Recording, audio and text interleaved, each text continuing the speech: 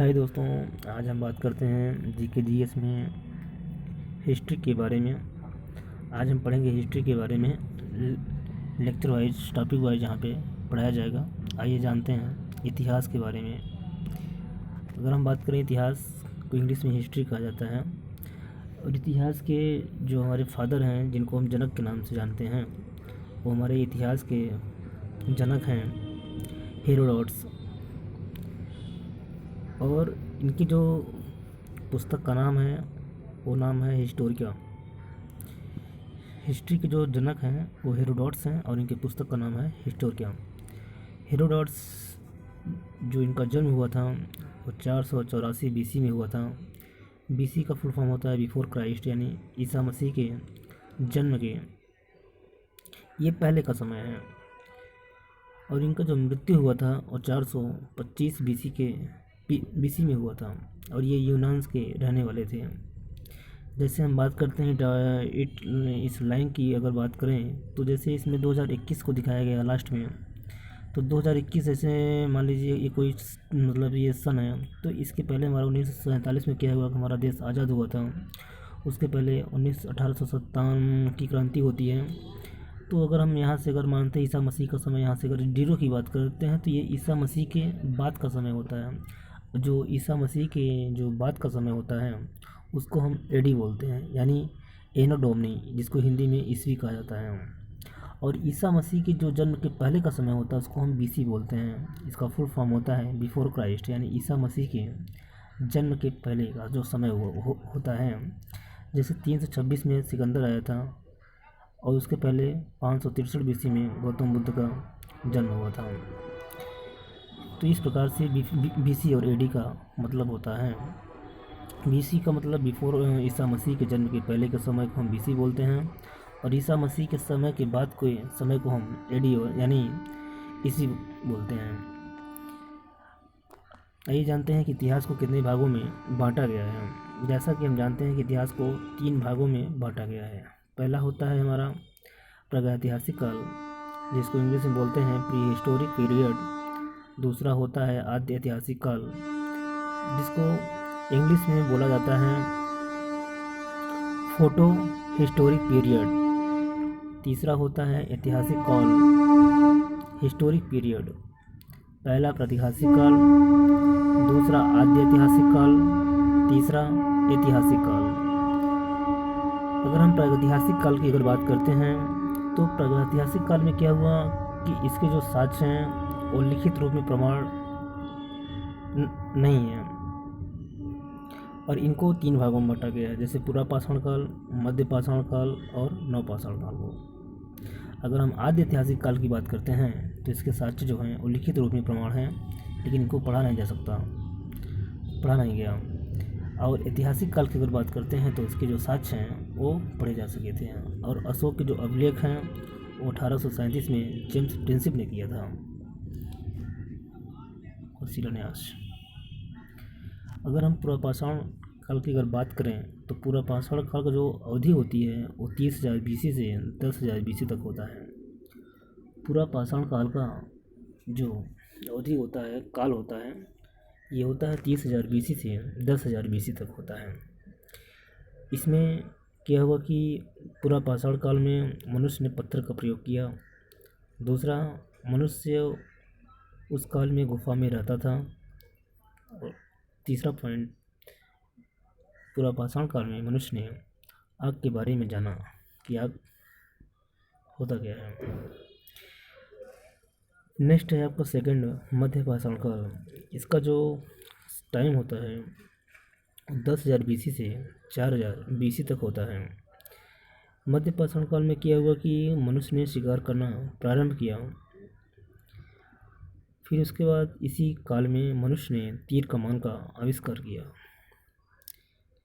फिर मध्य पाषाण काल में मनुष्य ने पशुपालन शुरू किया, पशु को पालना प्रारंभ किया।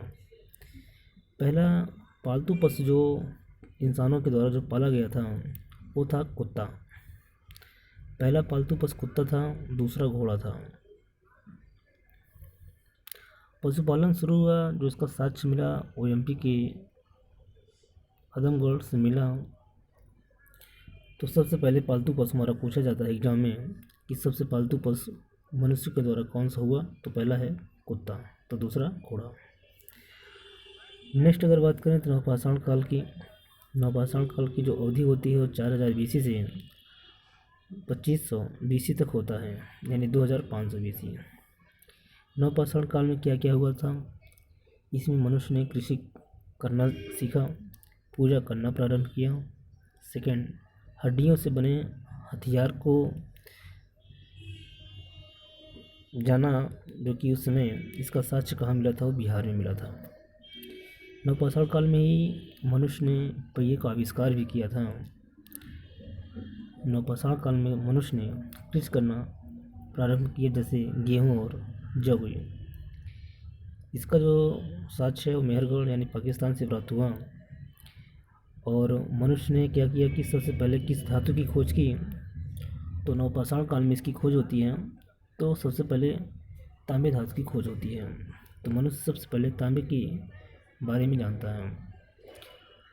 नवपाषाण काल में धान की खेती करना भी प्रारंभ हुआ। इसके साक्ष्य जो मिले वो कोल्डिहवा प्रयागराज से मिले थे। ये सब घटनाएं हमारी नवपाषाण काल में हुआ। नेक्स्ट है मानव का विकास। मानव का विकास कैसे हुआ? ऑस्ट्रेलोपिथेकस दक्षिण अफ्रीका के, फिर उसके बाद जावा मानव के द्वारा, फिर उसके बाद पिंगिंग मानव जो कि चीन से संबंधित था, फिर उसके बाद निएंडरथाल, फिर उसके बाद जो कि जर्मनी का था, फिर उसके बाद क्रोनोनॉन जो कि फ्रांस से था।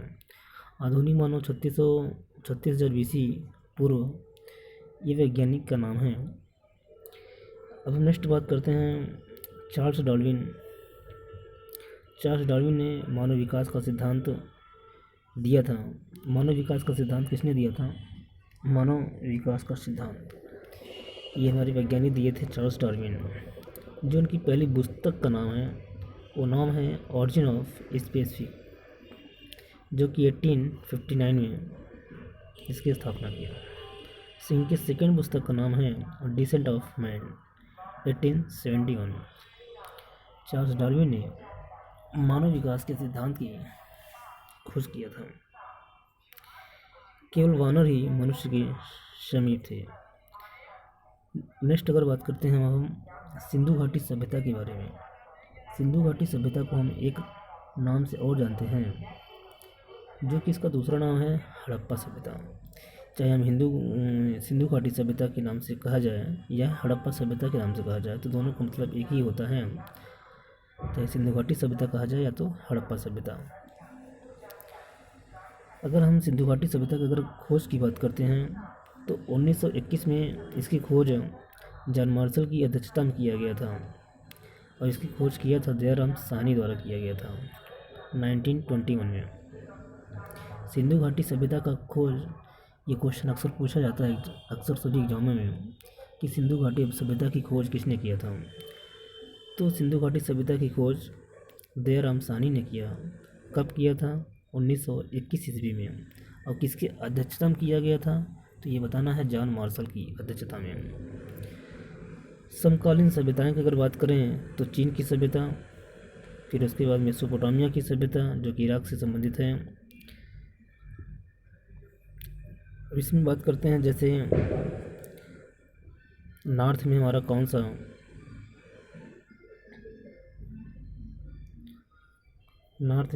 स्टेट हमारा है, ईस्ट में कौन सा स्टेट है, ये क्वेश्चन पूछा जाता है। तो नॉर्थ में हमारा कौन सा केंद्र शासित प्रदेश आता है?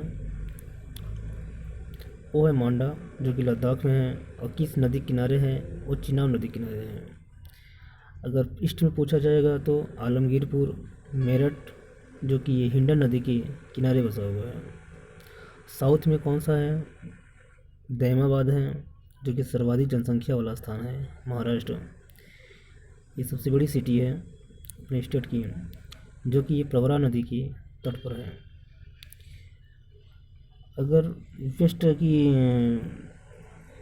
पश्चिम की बात किया जाएगा तो पश्चिम में कौन सा आता है? सुतकांगे दौड़ आता है, जो कि पाकिस्तान में है और ये किस नदी के किनारे स्थित है?